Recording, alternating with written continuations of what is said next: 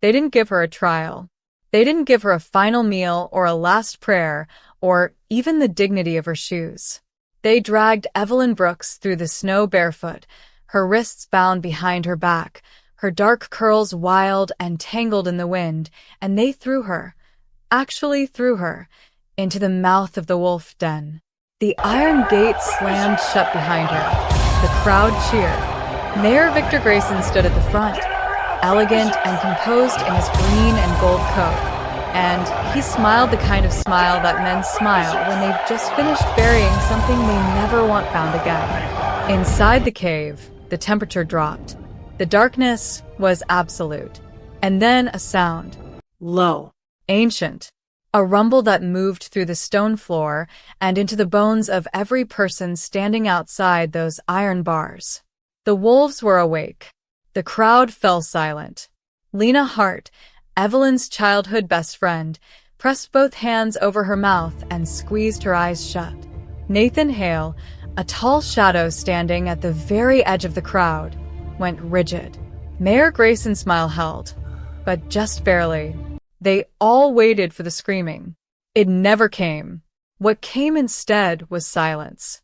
Then, from deep inside the cave, something impossible. A sound not of snarling or tearing, but of enormous bodies lowering themselves. Weight shifting. Stone scraping. Knees hitting the ground. And then, one pair of glowing blue eyes appeared in the darkness. Come. Ancient. Choosing. They threw her in to be eaten. She walked out as something else entirely, but not before everything Coldveil believed about itself was burned to ash. Stay with me. This story begins right now. The morning they sentenced Evelyn Brooks, it was snowing. She thought, in a detached and almost ridiculous way, that it was beautiful. The way the flakes caught the torchlight as the crowd gathered in the square.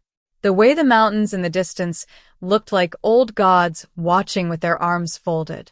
She almost said so out loud.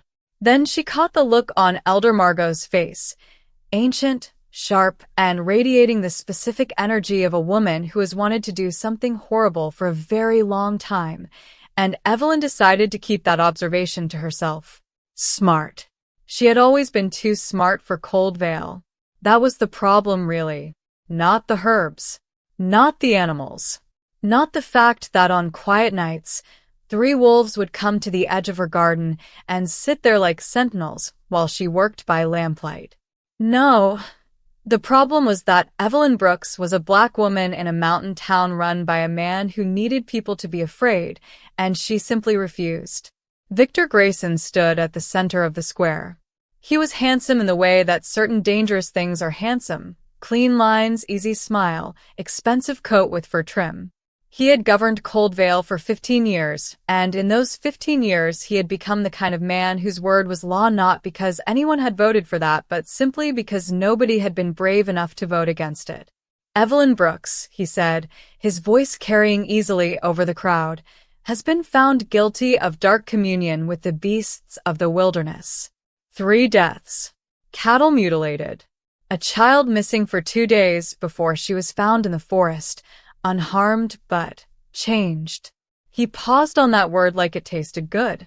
The sentence, as prescribed by the old laws, is the Denver. The crowd murmured. Evelyn looked at the faces around her. Some were pale with guilt. Most were not. She searched for Lena Hart, her best friend since childhood, and found her at the back of the crowd, brown-skinned, wide-eyed, both hands gripping the cloak at her chest. Their eyes met. Lena mouthed something. It looked like, "I'm sorry. I'm so sorry." That hit harder than the iron shackles. "I didn't do any of those things," Evelyn said clearly. The crowd shifted. She kept going. "The child wandered off because your gate latch is broken, Elder Margot. I've told you that twice. The cattle were taken by something moving through the pass from the north. And the 3 deaths." She looked directly at Victor Grayson. "You tell me, Mayor, where were you on those nights?" Dead silence. Then Grayson smiled. "Take her to the Denver." They dragged her through snow she hadn't been allowed to put shoes on for. She did not cry. She had decided, somewhere between the verdict and the gate, that she would not give them her tears. They had taken enough. The wolf den sat at the base of the northern cliffs, behind iron bars as thick as a man's wrist, inside a cave mouth that breathed cold air like a living thing. The iron gate was opened. Someone shoved her hard from behind. She stumbled in, caught herself on cold stone, and heard the gate slam behind her. She turned around. The crowd was a wall of faces and torchlight through the bars. Mayor Grayson stood at the front, hands clasped behind his back, waiting. Evelyn turned back to the darkness. She heard them before she saw them. The low, resonant rumble of multiple massive bodies shifting in the dark. Then the eyes appeared. 6 pairs. 8. All of them the same luminous, unsettling blue. Her heartbeat was very loud in her ears. Then the largest shape detached itself from the darkness and stepped forward into the thin gray light near the gate. Evelyn had heard stories about Alpha Orion her whole life. She'd always assumed they were exaggerated. The part about him being the size of a draft horse, not exaggerated. The part about his fur being the color of winter sky at dawn, not exaggerated. The part about his eyes looking less like an animal's and more like something that had been alive since the world was young. Absolutely, terrifyingly not exaggerated. He stopped 3 feet from her. She should have run. There was nowhere to run. She should have screamed. She had promised herself she wouldn't. So she did the only thing left. She stood straight, lifted her chin, and looked directly into those impossible blue eyes. And something happened.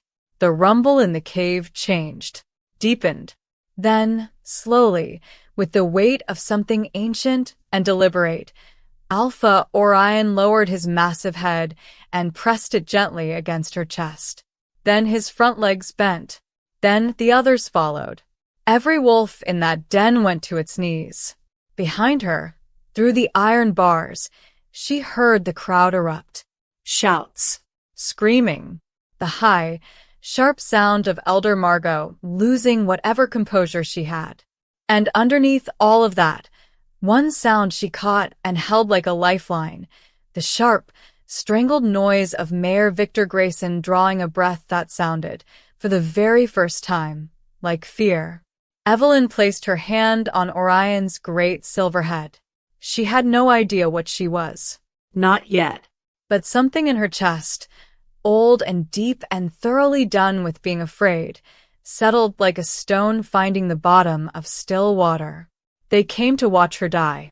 They were about to learn what she was born to become. But out there in the crowd, 2 people had already started moving, one toward the cave, one toward a horse, and by morning, nothing in Coldveil would ever be the same again. Nathan Hale had been dead for 3 years. Or at least, that's what Coldveil had been told. The truth was considerably more complicated, which, if you ask Nathan, described most of the important things in his life. He was alive, he was well, and he had spent the past 3 years in the deep wilderness doing work that Coldveil's beloved mayor had paid him very handsomely to disappear into. The work, as it turned out, was not the sort that came with a return ticket.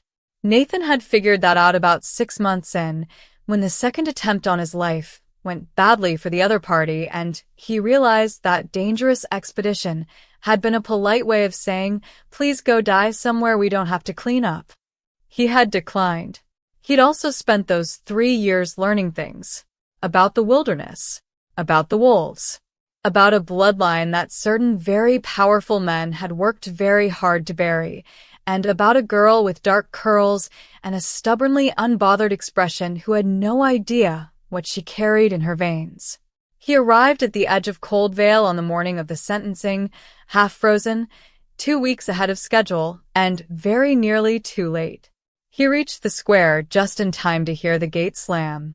No, he said, under his breath, already moving through the crowd. No, no, no. People turned to look at him. A few gasped. One woman actually fainted, which Nathan felt was a bit dramatic but also understood. He did. he admitted privately, looked somewhat like a man who had walked straight out of a grave. 3 years in the wilderness had done things to him. Good things, structurally speaking. Less good things in terms of the general impression he gave, which was currently somewhere between escaped prisoner and large weather system. Nathan Hale is dead, someone announced helpfully from the crowd. I got better, Nathan said, without stopping. He made it to the iron bars just as the wolves were kneeling. He stood there, chest heaving from the run, and watched through the bars as Evelyn placed her hand on Orion's head. His jaw worked. He pressed his fist against his sternum where something warm and complicated was doing things it had no business doing given that this was a crisis. She's alive, said a voice beside him. He turned. Lena Hart stood there, face blotchy from crying, arms wrapped around herself. She looked at him the way people look at things they want to be relieved about, but aren't sure they're allowed to be yet. She's alive, he confirmed. The wolves knelt, Lena said. Yes. That means yes. He looked back through the bars at Evelyn. It means exactly what you think it means. A beat of silence. Then Lena grabbed his arm. She doesn't know. She's never known. Nathan, I was there when it happened. When her mother, she stopped. Swallowed. I kept the secret because Victor told me if I ever said anything he would. I know what he told you. Nathan's voice was quiet and very even. That was the voice he used when he was keeping a large amount of anger in a very small space. And we're going to deal with that. But right now I need you to listen to me very carefully. He pulled his eyes away from Evelyn with what was clearly an effort and turned to face Lena fully. Victor Grayson is not just covering up the Wolf Covenant bloodline, he said. He's been using it. There's a ritual, an old one, something that requires the last heir to complete it. Something that would give him control over the wilderness itself. Over the wolves. Over everything the Covenant ever protected. Lena went pale. He didn't throw her in there to kill her, Nathan said. He threw her in there to see if the wolves would accept her. He looked back toward the cave. And now he has his answer. They both turned back to the bars. Victor Grayson was gone. The spot where he had been standing, empty. The crowd was still buzzing, still erupting around where the wolves had knelt, but the mayor and his 2 shadow guards had simply vanished. Nathan swore. Impressively. With range. He's going for the ritual chamber, Lena breathed. Then we have maybe 4 hours. Nathan was already moving. Get the gate open. Get her out. I'll explain everything on the way. Evelyn is going to have questions, and she's going to be furious, and honestly, she has every right. Nathan. He stopped. Lena looked at him with the particular expression of a woman who has held a very large secret for a very long time and is now watching it walk into the room uninvited. You came back for her. He held her gaze for 1 beat. Then he said, with the careful nonchalance of a man who has rehearsed being casual about something for 3 years, I came back because the situation required it. Lena stared at him. She's going to want her shoes, he added, and walked away. Inside the cave, Orion raised his great head and looked toward the iron gate. He had waited a long time. The heir had been found. The enemy had confirmed himself. And the ranger, the one who carried the secondary mark, the one who did not yet know what it meant, had arrived. Things were, at last, in motion. But motion, Orion knew, cut in all directions. And what was coming for Evelyn Brooks was far older and far more dangerous than one ambitious mayor with torches and iron bars. Far more dangerous. And far closer than any of them knew. Getting out of the wolf den turned out to be the easiest part of the evening. Elder Margot, confronted with the theological impossibility of a woman the wolves had not only refused to eat but actively bowed before, had a prolonged crisis that bought Nathan exactly enough time to locate the gate key on the belt of a guard who was, at that moment, too busy having an existential moment to notice. Evelyn emerged from the cave with wolf fur in her hair, no shoes, and the specific expression of a woman who has just survived something extraordinary and is now mostly just cold. "You're Nathan Hale," she said, looking up at him. "Last I checked," he said. "You're dead." People keep saying that. He took off his outer coat and held it out to her. "You should." "I'm not cold," she said. She was visibly shivering. "Evelyn." I'm fine. "What is happening? Why did the wolves kneel? Why are you alive? Where is Victor Grayson?" Start with whichever one of those you can answer fastest, because I have a feeling we are on some kind of timeline here. Nathan stared at her for a moment. Something complicated moved across his face, something that looked almost like pride or relief, or both, wrestling each other behind his eyes. "All of them," he said. "I can answer all of them, but we have to move." They moved. Lena walked on Evelyn's left, Nathan on her right, and as they pushed through the trees toward the old ranger outpost at the edge of the northern forest, Nathan talked. He talked fast and without pausing, the way men talk when they've had 3 years to rehearse something and are now terrified of running out of time. The Wolf Covenant was not a myth. It had been real, a pact made centuries ago between the founders of the mountain settlements and the first wolf alphas, sealing a bond of mutual protection. The heirs of the covenant carried a mark, invisible to ordinary sight, blazing like fire to wolves, that identified them as kin to the packs, granted them the ability to commune with animals, and tied them to the land itself. The last great heir had been Evelyn's mother, Dahlia Brooks, who had come to Coldveil 27 years ago as a young widow with a daughter on her hip and a secret pressed so deep into her chest she barely breathed around it. "My mother knew?" Evelyn's voice was very quiet. "She knew," Lena said, and the guilt in her voice was enormous. "She told me. When I was 16, when you and I were best friends, she sat me down and told me everything. She said she trusted me to help keep you safe if anything ever happened to her." She stopped walking. "I failed. Evelyn, I am so sorry. When he started asking questions, when he threatened my family, Lena." Evelyn stopped too. Turned. Looked at her oldest friend with an expression that was complicated and tired, and, underneath all of that, steady. "We're going to have a very long conversation about this. Later. Right now, what else do I need to know?" Nathan answered. "Grayson killed your mother." Silence. The snow came down between the trees. "He staged it as an accident," Nathan continued, his voice careful but not softened. "He decided, somewhere in the wilderness, that Evelyn Brooks deserved the truth delivered straight, not padded with apologies she hadn't asked for. The carriage accident 7 years ago. He arranged it because Dahlia had found out what he was planning, using the Covenant's old ritual chamber to bind the wolf alphas to his command. Forced binding.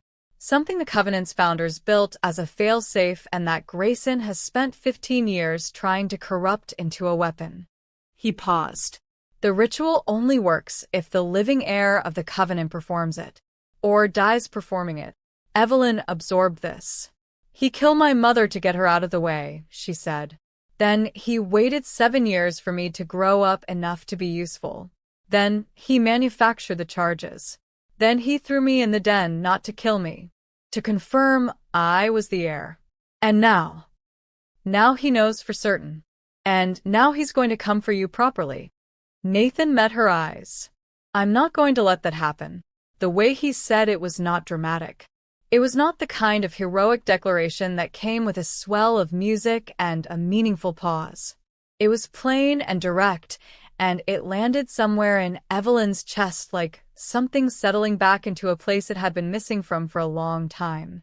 She looked at him for a beat longer than she meant to. Then she said, "Does Orion know what Grayson is planning?"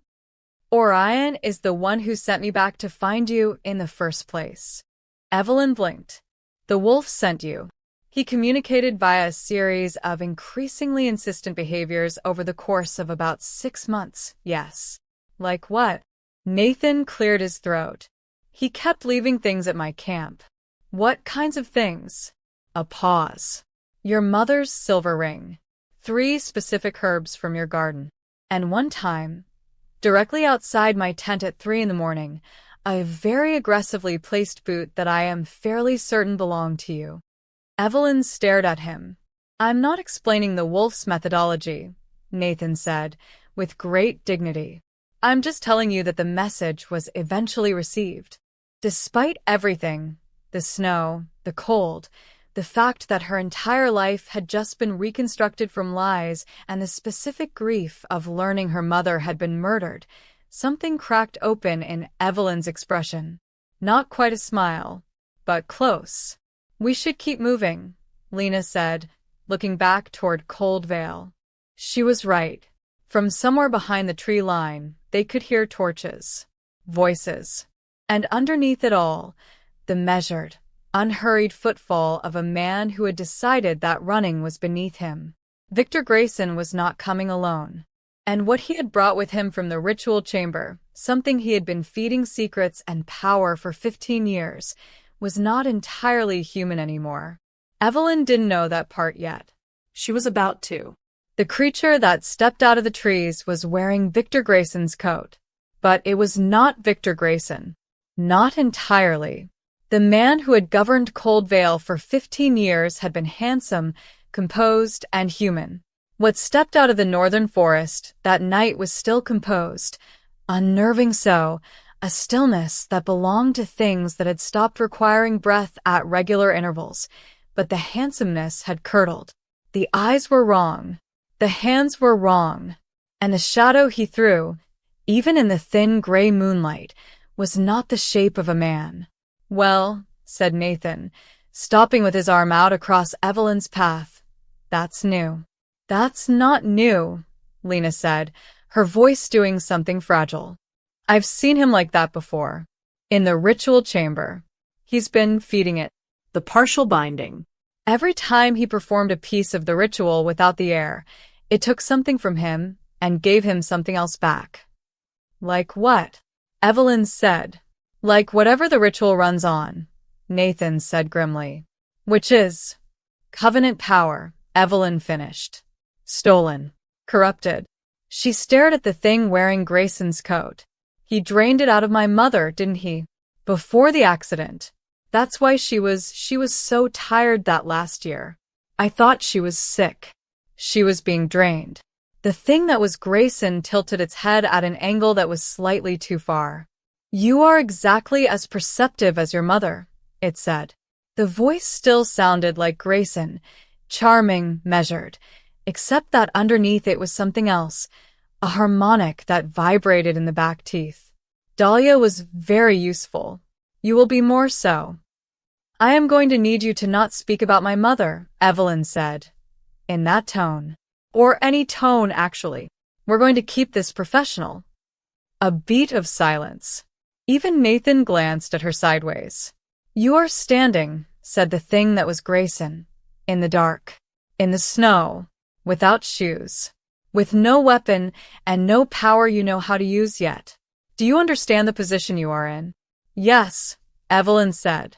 Do you understand yours? The thing opened its mouth to answer. And that was when the wolves arrived. They came out of the trees on all sides, silent, enormous, moving with that uncanny coordinated grace that made it look less like a pack and more like a single organism with many bodies. 6 wolves. 8. 10. The air got very cold very fast, which was not meteorological. And then Alpha, Orion walked through the tree line. The thing that was Grayson went very still. Because Orion was different from the other wolves the way the sun is different from candlelight. He was vast. He was ancient. And he was looking at the corrupted thing in the mayor's coat with an expression that, on a human face, would have been called contempt. Nathan had drawn his blade. Lena had backed up against a tree. Evelyn stood exactly where she was. Orion came to her side. He was so tall that his shoulder was level with her collarbone. She felt the warmth radiating off him. Impossible, that kind of warmth, in that kind of cold. and without thinking she pressed her hand into the fur at his neck. The mark activated. She felt it before she understood it, a surge of something old and clean and enormous moving through her from the ground up, the same sensation she'd had in the den, but multiplied 100 times. Like standing in a river. Like being claimed by something that had been waiting your entire life with infinite patience. The corrupted covenant power inside Grayson reacted. He screamed, a sound that was half human and half something that shouldn't exist, and stumbled backward. Because what Evelyn was holding in that moment was not partial and not stolen, and not corrupted.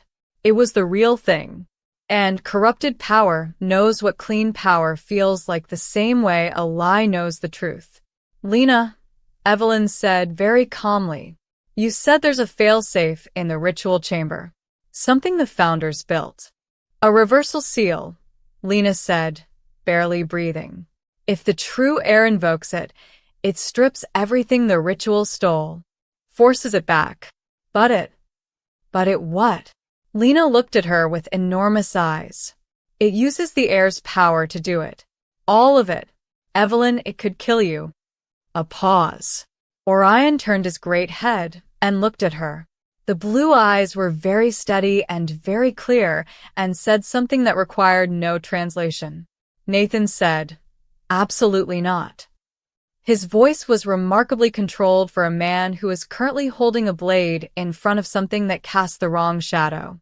There is no version of this where that happens. We find another way. Nathan. We find another way, Evelyn. She looked at him. He was looking at her with an expression he clearly hadn't intended to put on his face, raw and wide open and saying far more than the words had. The corrupted thing that was Grayson laughed. How touching. The ranger came back for the outcast girl. It took a step forward. It doesn't matter. She will come to the chamber willingly, or I will take her there. Those are the only options available tonight. Those aren't the only options, said Evelyn. She looked at Orion. She looked at Nathan. She looked at Lena. She had not survived the den by kneeling. There's a third option, she said, and turned toward the thing with Grayson's eyes. What happened next was not in any history of Coldveil. Not in any record the elders kept. Not in any story the survivors would tell the same way twice.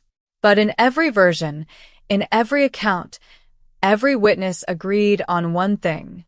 The girl the town threw away was the one who saved it. The third option was this. Evelyn Brooks walked straight toward the thing that wanted to destroy her. Not because she had a plan exactly.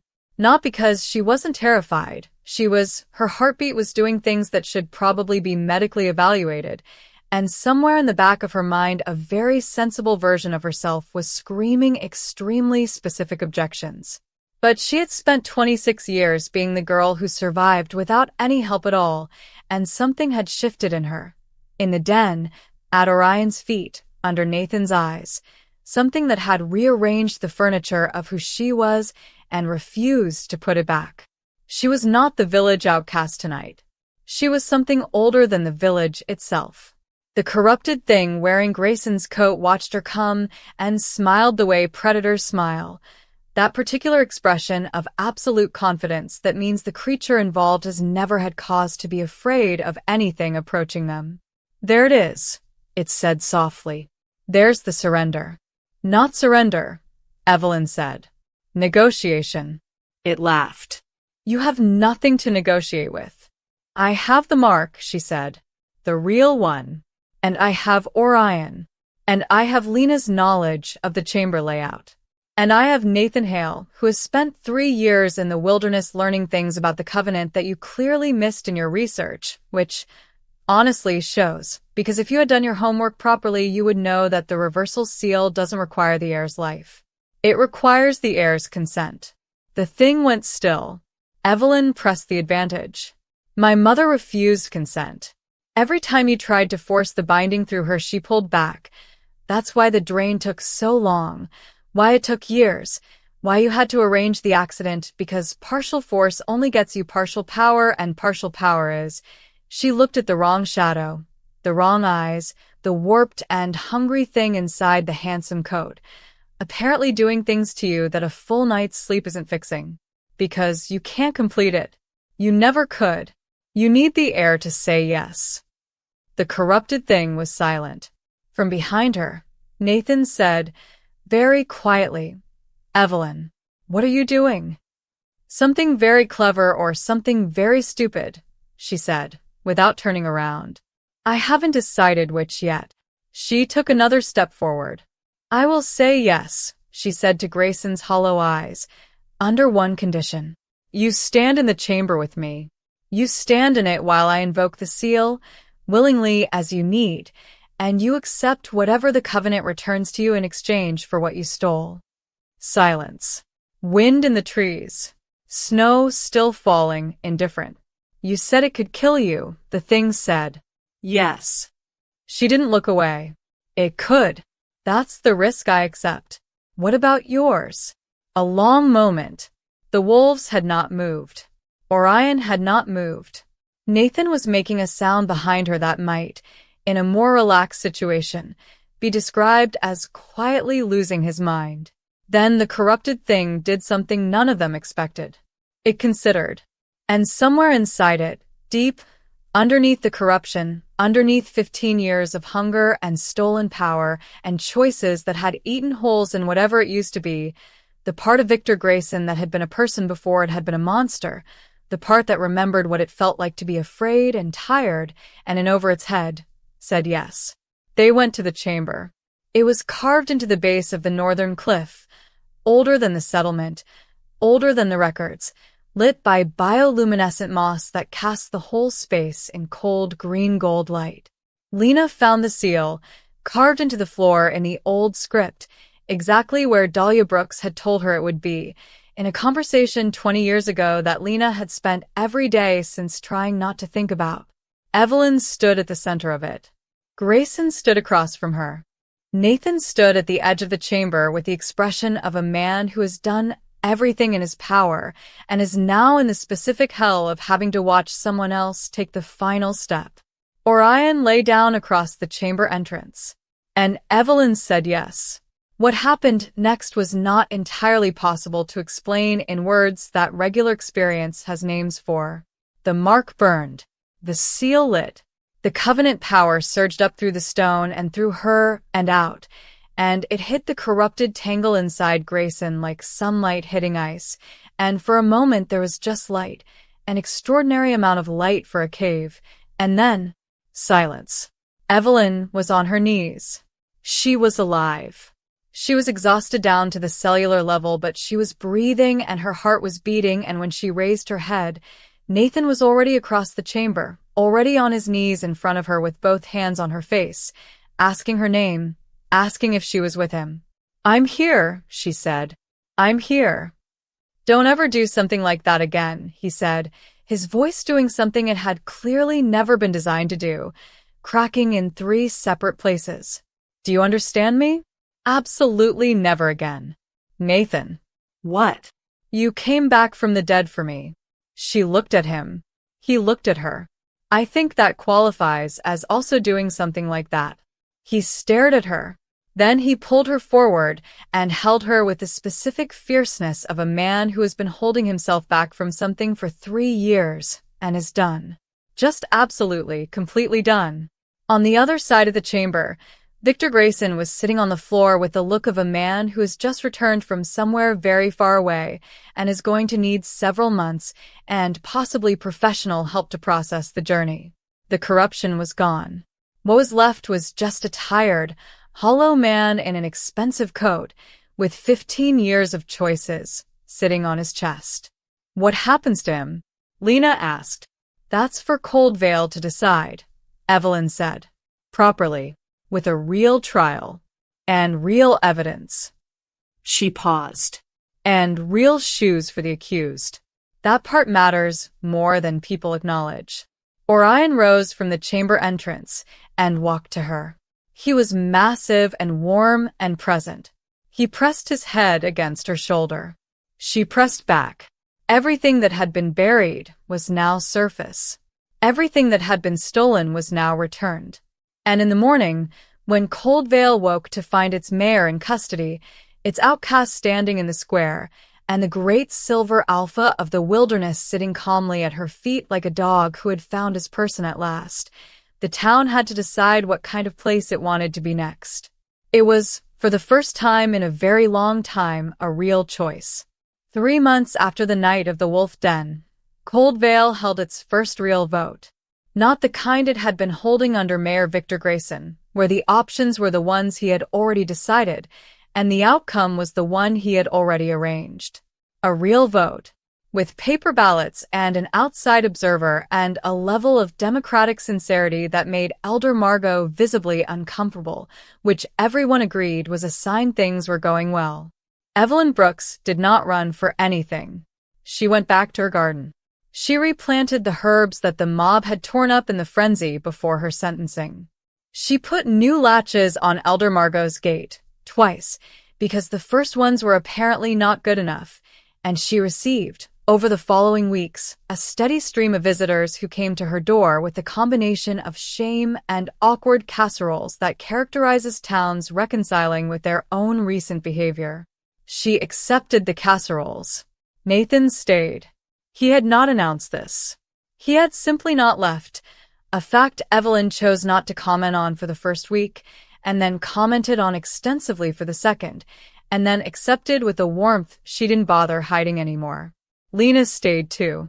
The long conversation happened, and it was hard, and it ended with both of them crying in Evelyn's kitchen, which Orion observed from the doorway with the patient dignity of a creature who has seen far too much to be surprised by the complexity of human grief and friendship. The wolf covenant was not reborn. It did not need to be. It had never actually died, just hidden, in the bloodline of a woman who had refused to let the world know what she carried until the world was ready to deserve it. Evelyn was not sure the world was there yet. But Coldveil was trying, and that, for now, was more than enough. Asterisk, asterisk, asterisk. And that, my loves, is where we leave Evelyn and Nathan tonight. If this story moved you, if you felt every kneel, every reveal, every moment Evelyn chose herself, then this channel is exactly where you belong. We're just getting started. Come back for more dark romance, more powerful BWWM love stories, and more heroines who refuse to stay thrown away. Subscribe, hit the bell, and I will see you in the next one. You are not just a viewer here.